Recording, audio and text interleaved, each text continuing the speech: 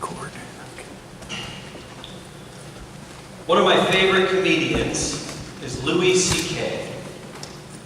He's pretty famous. He's been in a lot of movies. He had his own TV show on FX, Louis. He's been in movies. He's traveled the world telling comedy. And while Louis C.K. can be very raunchy sometimes in his comedy, what I love most about him is that he's a truth teller. He speaks into today's problems. He's got 2 little girls, and what comes with that. So he speaks to what children are going through, what adults are going through, and he does it in a way that rings true. So, an episode from Louis, there's an interesting part that fits with today's text. Louis had asked his daughter to do some homework, his older daughter, and she ignored him, so he yelled at her to do the homework. He might have thrown an explicit in there. Feeling bad that he yelled at his daughter as she went to go do homework, he cut up a mango, put it on a fork, which makes it a mango pop, and gave it to her. She said, "Thanks, Dad." He said, "Sure." He went back to making supper. Well, sure enough, he's in the middle of making supper, and his younger daughter pops into the kitchen and goes, "Where's my mango pop?" So Louis uses this chance to teach his daughter a life lesson that life isn't fair. Louis tells her, there was only 1 mango pop. You don't get another one. I just gave it to your sister. So what does the 4-year-old say? That's not fair.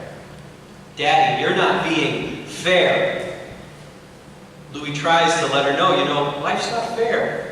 Your sister's lucky today, you're unlucky today, but you know what? In the future, maybe you'll be lucky and she'll be unlucky. That's just how life works. But of course, she keeps saying, "Daddy, that's not fair. You're not being fair, Daddy." And then Louis C.K. gets to a very interesting point. He leans down to his daughter, looks her in the eye, and says, "Listen, honey, you never look into your neighbor's bowl unless you're seeing to make sure they have enough.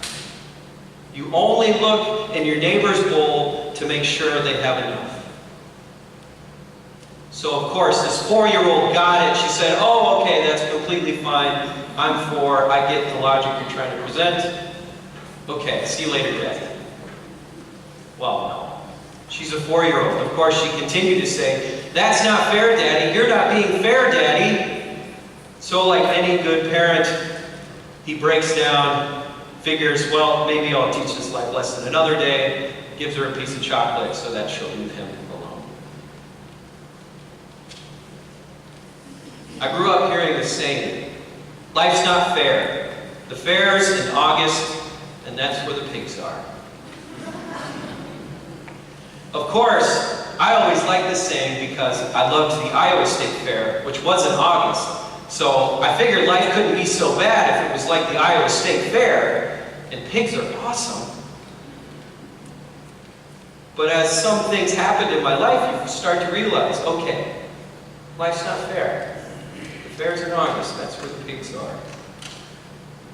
Men and women working the same job, with the same experience, the same education, still don't make the same amount of money. The average man actually still makes more than a woman. And while some people try to work to get this wage gap to even out, others say, life's not fair.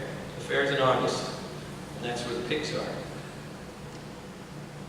People who start in poverty and find themselves in the cycle of poverty, not able to get out of it, just constantly staying poor. And then one of their classmates, or one of their friends, or one of their family members actually makes it out of the cycle. Maybe they get to middle class. Maybe they strike it rich. And it gives people, rather than trying to help those get out of the cycle of poverty, a finger to point to say, why aren't you just like that person? Why don't you just pick yourself up by your bootstraps and stop being poor? And don't try to tell me that life's not fair, because life's not fair, and fair's in August, and that's where the pigs are. Here in Henry County, the people who farm in this area, you might have felt this when it came to weather. You know, Quad City's got a good amount of rain.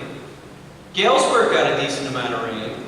Yet for some reason, whenever it gets to the Andover-Lynn Center area, the clouds part like the seas of Moses and just wrap around and don't seem to get as much water as those around us. But life's not fair. Fair's in August. That's where the pigs are. Jonah has the same complaint about God. Kind of talked about that in the children's sermon. You know, God, I ran away from you. I chose not to go talk to the Ninevites because I said, you're merciful, you're slow to anger, you're abounding in steadfast love. So you'll forgive them. Don't worry about me. I don't need a part in this. And what did you do? You put me on a boat. You had me thrown off the boat. You had me swallowed by a big fish in which I had to sit in its belly for 3 days and 3 nights. You spit me up. I got the point. I preached to the Ninevites. I let them know God's going to come destroy you. And then you didn't. All of this pain and suffering in my life because I'm going to go tell these people they're going to be destroyed. And what do? You forgive them. You show them that you're merciful, slow to anger, abounding in steadfast love. That's not fair, God. You're not being fair, God. But what does God say? Yeah, that's what the pigs are. He creates a bush, and then he takes the bush away, and Jonah gets burnt to remind him of the bigger picture. Yes, maybe it's not fair, but you didn't make the system. This is an interesting point that we'll find. God's grace, much like life, isn't fair. But God's grace isn't in August, and it's not where the pigs are. God's grace is freeing, similar to what we talked about last week. Not only is it free, it's freeing. God's grace isn't fair. Life isn't fair, but at least God's grace is freeing. We get to the point of the laborers. The parable of the laborers. An interesting point about this parable is most people, when they're reading this, I've found, think they're the worker that was called in the morning. The one that's really angry that, you know, these people called at 5 o'clock, got a full day's wage. Why didn't I get mine? Oh, I can understand. Life's not fair, so I understand what it's like when something like that happens. How often do we put ourselves in the person standing around waiting for work who finally gets work at 5 p.m., works for an hour, and then out of the generosity of the person they work for, gets a full day's wage? It's a lot easier to think of the person being cut in line rather than being the person who's allowed to cut. The other point that it comes to, and we also see this in the Jonah text today, is in the last few verses. Am I not allowed to do what I choose with what belongs to me? God has created us. The point of the story is not to focus on the laborers. It's to focus on the landowner. Not to focus on the laborers who supposedly got miffed, but to look at the landowner who is generous to all people.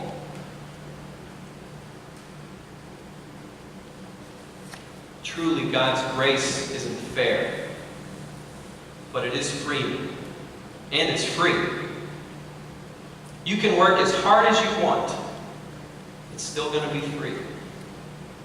You could try to be the best person in the world. You could be a person who was born and raised here at Augustana Lutheran Church, been going here my whole life.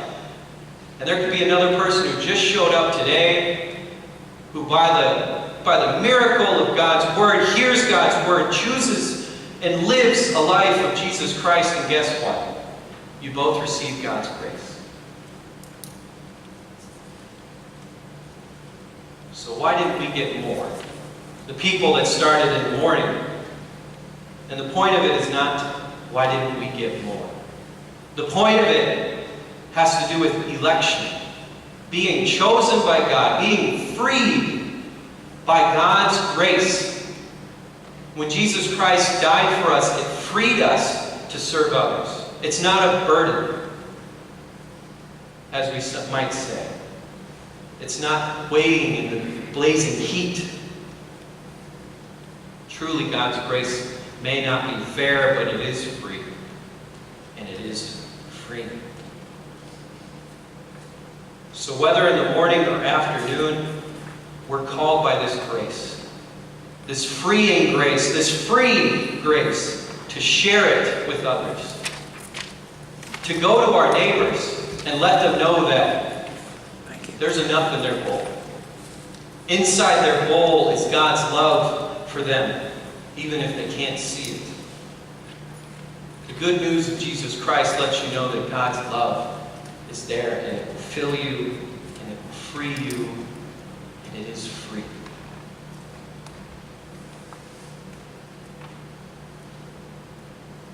It's a pretty amazing love. And while we live life, a life that's not fair because the fair's in August and that's where the pigs are, we can give thanks and praise for God's grace, which is not fair, but free.